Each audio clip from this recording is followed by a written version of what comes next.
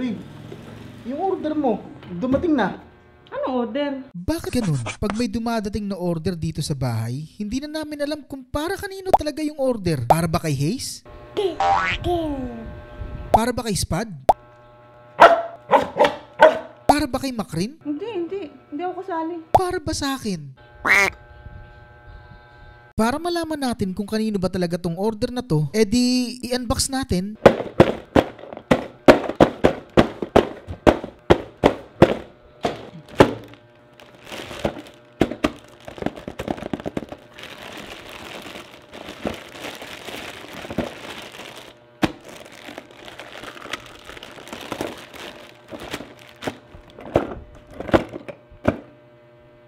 Para kanino to, babe?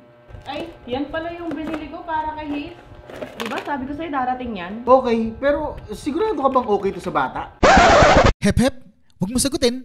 Aalamin natin. So, meron tayong 3 criteria para malaman kung baby-proof nga ba itong laruan na to. Una, kailangan maayos ang pagkakagawa at hindi ito nakakasugat. At tingin ko, hindi siya makakasugat ng bata. Pangalawa, kailangan matibay at hindi madaling masira. 1, 2, 3. Pangatlo, ang pinaka-importante sa lahat at ang kailangan malaman talaga ng mga magulang kung toxic ba o hindi ang laruan na pinapahawak mo kay baby.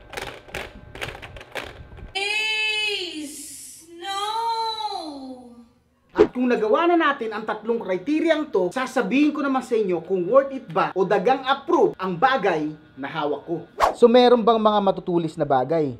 O meron bang matutulis na parte itong laruan na to? Habang chinecheck ko siya ngayon, wala naman akong makitang matutulis na parte, ano? Talagang napaka-smooth ng pagkagawa. Alam mo yung parang round, yung pabilog yung pagkagawa niya? Medyo bilog yung bawat edges, no?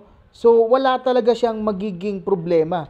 Hindi siya magiging matulis. At tingin ko, hindi siya makakasugat ng bata. Ayun, no? Kita niyo yan? Ang ganda talaga ng pagkakagawa, promise. Ang sarap sa feeling. Pag hinahawakan yung bawat dulo, ayun, no? Wala siyang tulis, eh. Napaka-smooth talaga.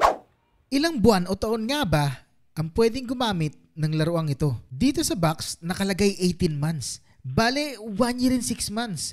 Pero yung anak ko kasi na si Haze, 1 year at ilang araw pa lang. Mali ba dahil hindi ko sinunod yung 18 months na nakasulat sa box? Tingin ko hindi. Magiging mali lang yan kung ibibigay mo to sa edad na 6 months pababa. Bakit? Kasi pwede sila masaktan. Pero kung sa 1 year pataas, pwede silang matuto. Oh, teka, baka sabihin nyo naman na 6 months pwede naman na matuto. Oo nga, hindi ko naman sinabi na hindi eh. Di kung gusto mo ito ipalaro sa anak mo na 6 months, do it at your own risk. Alamin naman natin kung matibay nga ba ang laruang ito. 1, 2, 3. Siyempre hindi natin ilalaglag yan. Kasi hindi realistic, di ba?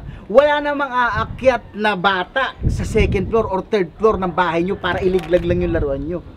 Siyempre, itetest natin to ng realistic. So, ano-ano nga ba yung mga bagay na nangyayari kung bakit nasisira yung laruan ni baby? Number 1, pwede ito malaglag sa taas ng cabinet na kasing taas ng tao. Number 2, pwede ito malaglag sa crib o mas mataas konti sa crib. At ang ikatlo, sa high chair. Lagi talaga nalalaglag ang laruan ng mga bata sa high chair.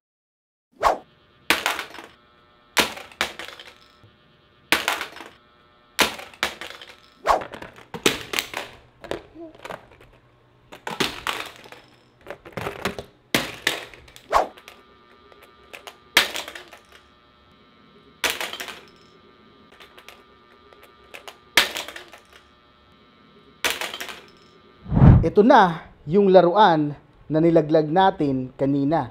Ilang beses din natin ito nilaglag sa high chair, sa crib, at sa mga kasing taas ng cabinet.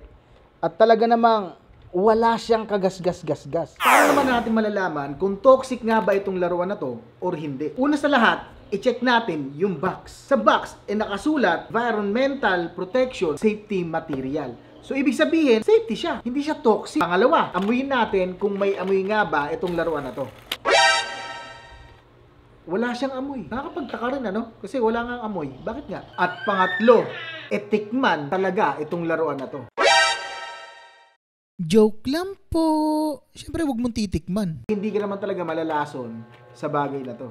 Bakit? Meron ng 37 o 30 something yung bumili nito na hindi naman nalason, di ba? Alam talaga natin na hindi siya toxic. At maniwala ka sa akin, no? Maniwala ka sa akin, daga. Dahil para talaga siyang Toy Kingdom ba? Toys R Us, etong quality ng laruan na to. Maniwala ka sa akin, daga. Hindi ka magsisisi. Kaya ikaw, ano husga mo? At ngayon, ituturo ko naman sa inyo kung paano gamitin itong laruan na to.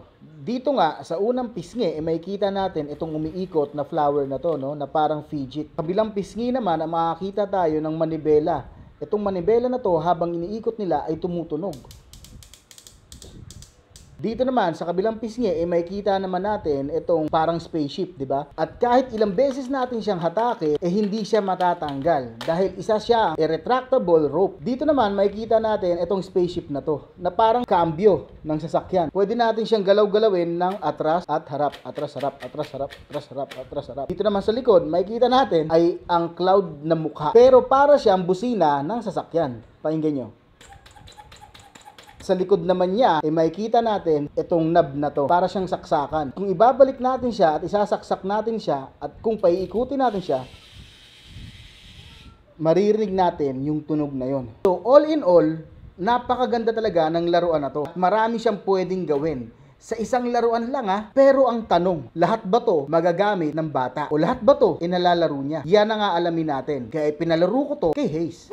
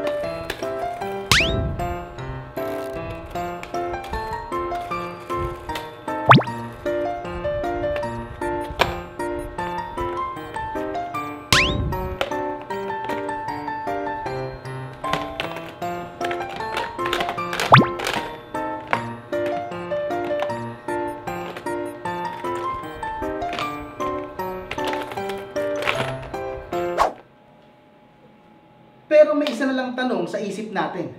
Kung worth it nga ba itong laruan na to o hindi? Pero para sa akin, worth it naman tong laruan na to, no? 9/10. Bakit? Kasi matigas. Para sa akin kasi, medyo nakakatakot pa rin. Lalo na kung ganito kakulit yung kasama nyo sa bahay. At lagi niyang binabato to. Nakakatakot para sa akin dahil pag tinamaan ako masakit. Nakakatakot din para sa kanya dahil pag tinamaan siya, sigurado yung ganitong itsura na to, iiyak yan. Pero magkano nga ba to? Nagkakahalaga lang naman siya ng 235 pesos. Murang-mura na para sa quality na to. Di ba, Haze?